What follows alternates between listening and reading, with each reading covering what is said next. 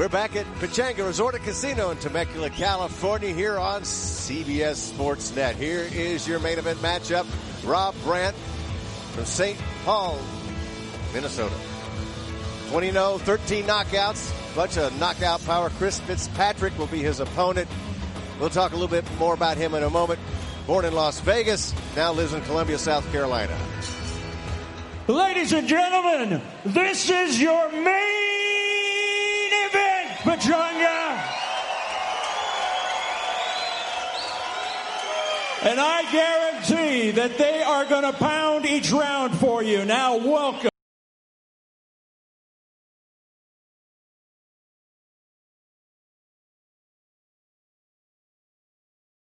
大家好，老师从业中医男科30余年，帮助了数千名海内外华人朋友通过中药调理重回男性雄风。如果你也存在房事时间短、勃起无力、硬度差、中途疲软、肾虚、前列腺炎等问题，现在就加中医老师微信574-993-200，纯中药，一人一方，治根治本，帮助你持续坚挺20至40分钟，补肾壮阳，延时助勃，彻底告别快男软男。记住微信574-993-200。For that, and I wish him the best as he tries to continue his career. You know, he is such a nice man, a family man, him and his wife, Cynthia, who's in the corner tonight, which is a story in itself. And you can't say more about this young man. He's nicknamed the Irish Ghost. I love his nickname. I love his attitude. I know he's coming to fight. The question is, does he have the skill to match the will to take on Rob Brandt? His opponent fighting out of the red corner from the frozen north of St. Paul, Minnesota, now fighting out of Dallas, Texas, Rob Bravo Brandt. Here comes Rob Brandt, and he says he's not going back to Minnesota. And for good reason. No, he actually understood one thing. For him to advance in this game, he could not be the big fish in a very small boxing pond of St. Paul. He's now in Dallas training with Derek James and alongside one of the very best welterweight prospects in the world, Errol Spence. There's that old saying, guys, iron sharpens iron. And Rob Brandt, for most of this camp, guys, he admitted he was watching a lot more tape of B.J. Saunders than Fitzpatrick. Yeah. He was actually in the running for B.J. Saunders, who was slated to be on the September 17th undercard in Dallas featuring Saul Alvarez against WBO belt holder Billy Joe Saunders. So, again, just the fact he's on that radar is proof of his progress. Good evening, ladies and gentlemen, and welcome once again to the Pechanga Resort and Casino CBS Sports Spectacular Fight Night. The action continues here in beautiful Temecula, California.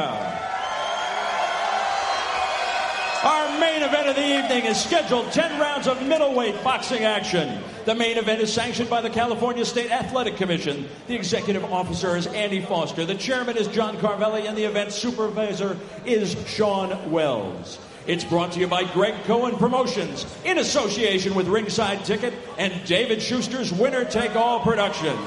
It's presented by the International Championship Boxing League. Your judges for this main event bout are Pat Russell, Max DeLuca, and Tony Krebs. Controlling the action from the sound of the bell is referee Edward Hernandez Sr. And now, once again, live from Pechanga Resort Casino, it is our main event. And they will pound each round. Ladies and gentlemen, it's go time on CBS. Fighting first out of the blue corner, he weighed in at 157.4 pounds. His pro record, 15 wins, 4 losses, 6 wins coming by way of knockout, wearing black and silver. From Las Vegas, Nevada, now living, training, and fighting out of Columbia, South Carolina, Chris, the Irish Ghost, Fitzpatrick.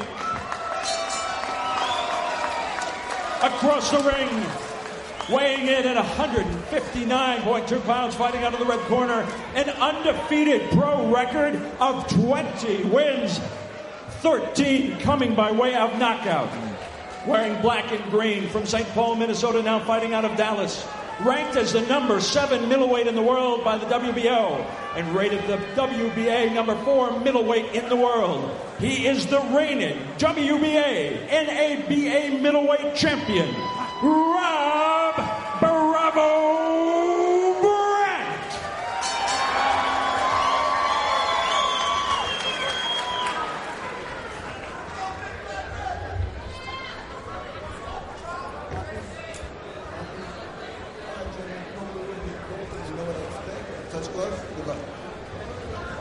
Edward Hernandez Sr., final instructions as we take a look at the matchup. Steve-O. And we look at the tail of the tape between Bravo Brandt and Fitzpatrick. Fitzpatrick 4 years older, and you take a look at the reach. He has a 3.5-inch reach advantage over Brandt. We are scheduled for 10 rounds. Both fighters wearing black trunks. But Brandt has the lime green trim, and Fitzpatrick has the silver gray trim. I think with Fitzpatrick, can he see the punches coming? Does he have enough hand speed? I looked at him on tape. He doesn't look that fast, though he does box. He does move his head well. But he can't be the better boxer. He's not the bigger puncher, so his will is going to have to win this fight for him. And Patrick, he does have some world-class experience. Back in December of 2012, he was knocked out in 5 by current WBA belt holder Danny Jacobs in what was his comeback fight at the Barclays Center in Brooklyn. But in that fight, he did not have much notice. He came in at the last minute. Yes. In this fight, he's had 6 to 7 weeks to train, so maybe that will make a difference. We'll find out. But it's a long layoff of 3 years. Right hand over the top by Brandt. And he came back in, I think it was in March in Roanoke, Virginia, that Fitzpatrick lost a split decision versus Scott Sigmund. But that got a little ring rust off then. But this is a big step up coming out here in Pechanga tonight to take on one of the top middleweights in the world. Well, with Brandt, he's doing what he said he was going to do, and that's start off with a jab and throwing some easy punches behind it, and then I'd like to see him then pick up the pace and don't let Fitzpatrick get any confidence and believe that he can be in there with the 7th-rated fighter in the world. Guys, early on, Rob Brandt's jab, it's almost like he's playing tetherball with Fitzpatrick's head. He's landing that at will, and he's just layering that with a good, solid, straight right hand. Real big difference in quickness between the two in favor of Brandt. Well, Fitzpatrick probably said it best. He wants to turn this into a fight, and he's up against a lot of technique, as Steve Kim was just pointing out. One thing that the Irish Ghost may look at when you look at Brandt and who he's fought, he has a couple good wins, but he doesn't have a laundry list of good, big wins over good fighters. So maybe he's thinking to himself, I might be able to expose Rob Brandt. We will see. Brandt just got one through the gloves. He hurt Fitzpatrick a little bit, I thought. Yep. And Fitzpatrick came back and missed wildly with the right hand. But that was a very sharp, accurate punch, which is what people want to see from Brandt. As you talk about some of the great middleweights in the world today, he knows what's out there. He talked about it. He knows what he has to do. Stick and block. Well, this has just been a really good, basic, fundamental round for Brandt. He's doing everything from the textbook. You see the good snapping jab. He reaches there and lunges with the left hook, but it's been a 1-2. Kept it very, very simple. It's a formula that's worked throughout the first 2.5 minutes. What I like about Rob, too, is look at his elbows. They're straight down. His punches are straight. He turns his punches over. He's developed into a very, very top-rated fighter. Nice work with the left hand at the end of the round.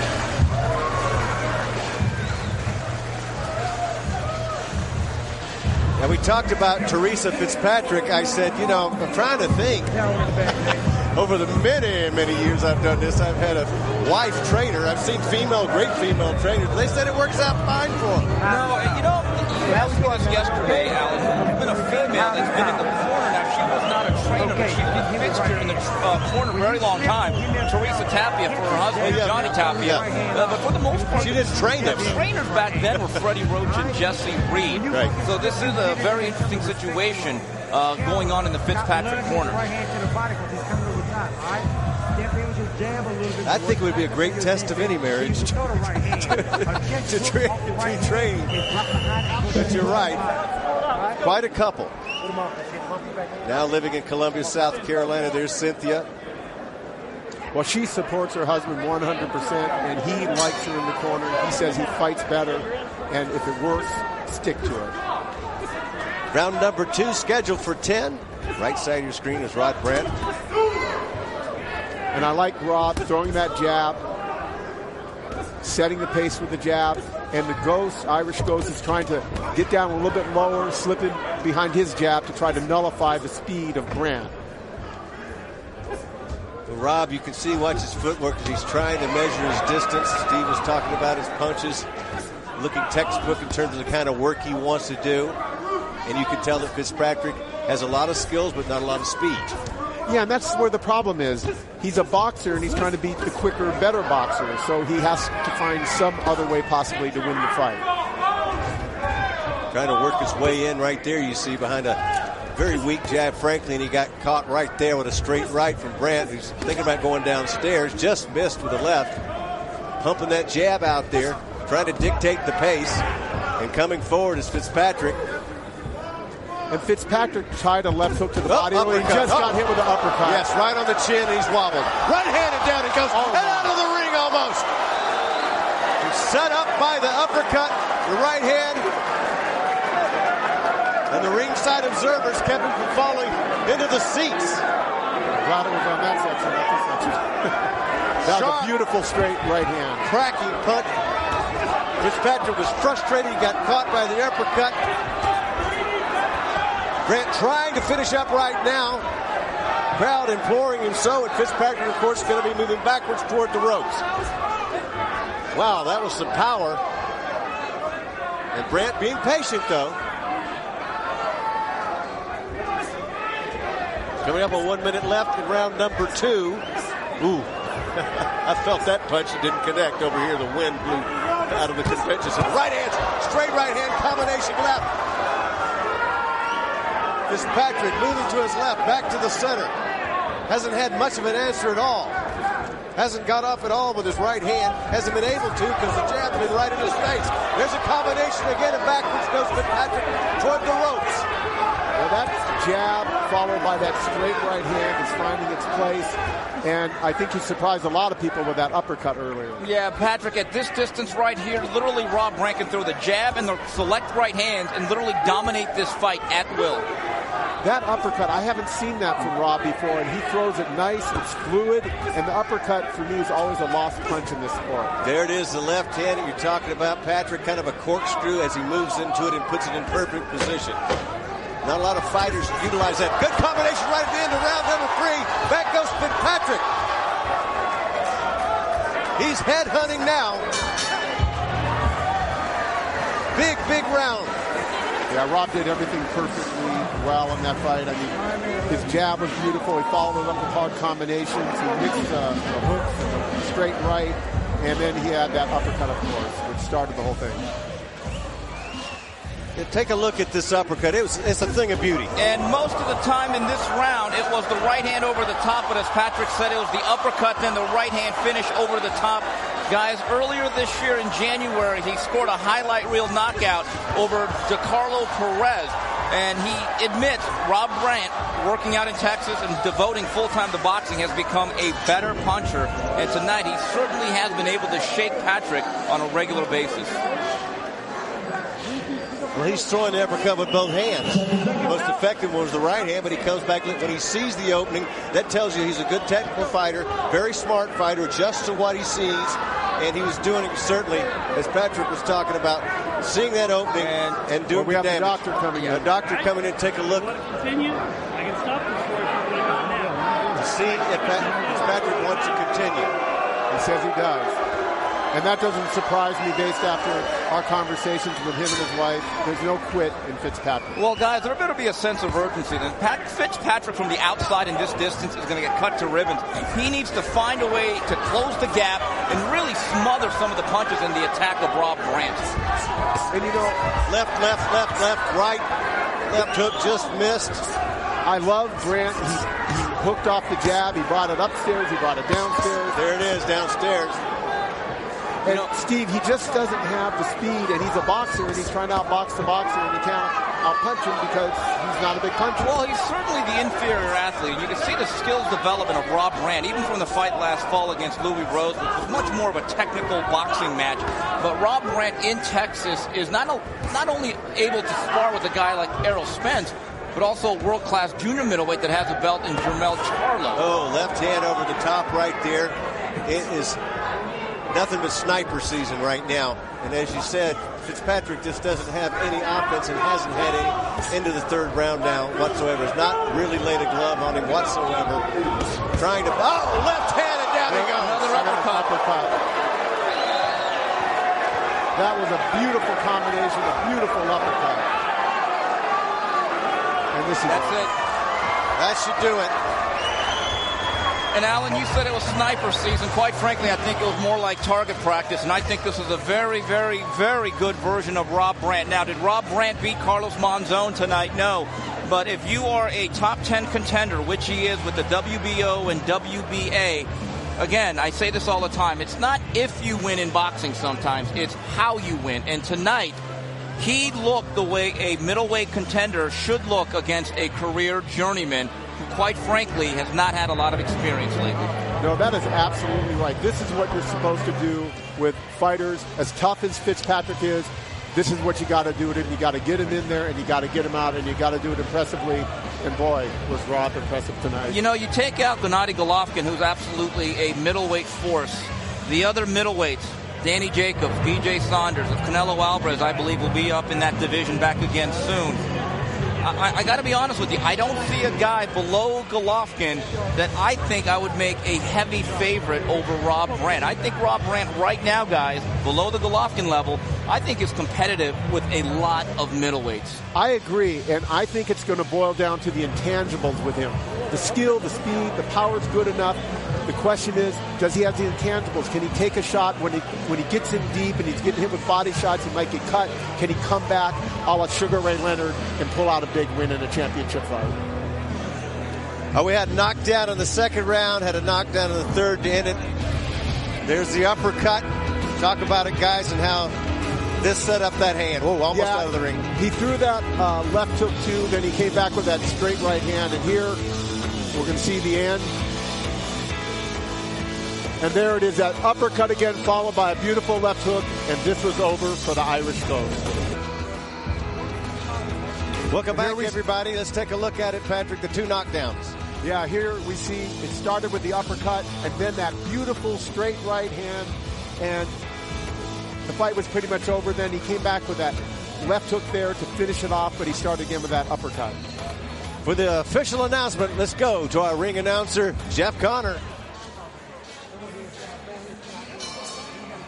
Ladies and gentlemen, in 1 minute and 18 seconds of round number 3, referee Edward Hernandez Sr. stops the bout. The winner by knockout. Originally from St. Paul, Minnesota, now fighting out of Dallas, Texas, Rob Bravo Brandt. And here's the situation with Rob Brandt. Technically fantastic. The uppercut, unbelievable. And who wants to fight him now? Because you take a look at this, and this is the kind of guy that can ruin a lot of evenings for you. Let's get up to Steve Kim, who's going to get the full story from one of the great rising stars today. Steve. Mr. Massengale, thank you very much. Here with Rob Bravo Brandt, dominant third-round knockout over Chris Fitzpatrick. I say all the time, it's not if you win, it's how you win. Did you want to make a statement tonight? You know, a lot of us to make a statement. I tried to just kind of keep it fight to fight. So, you know, I knew he was going to be kind of a tougher, kind of a tough veteran type of guy. You know, he's only had 4 losses, so I kind of went out there and kind of laid on thick right away, so...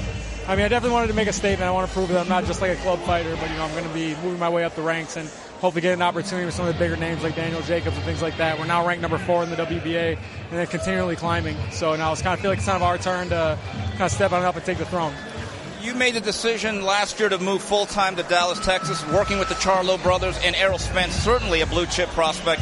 How much has that helped your overall development? It's helped my develop a lot, along with I have a great coaching staff. Me and Errol Spence Jr. share the same coach, and Derek James, and under his tutelage, I feel like I've really kind of learned to sit down on my punches and really kind of learn a solid defense for some of these top prospect type of guys.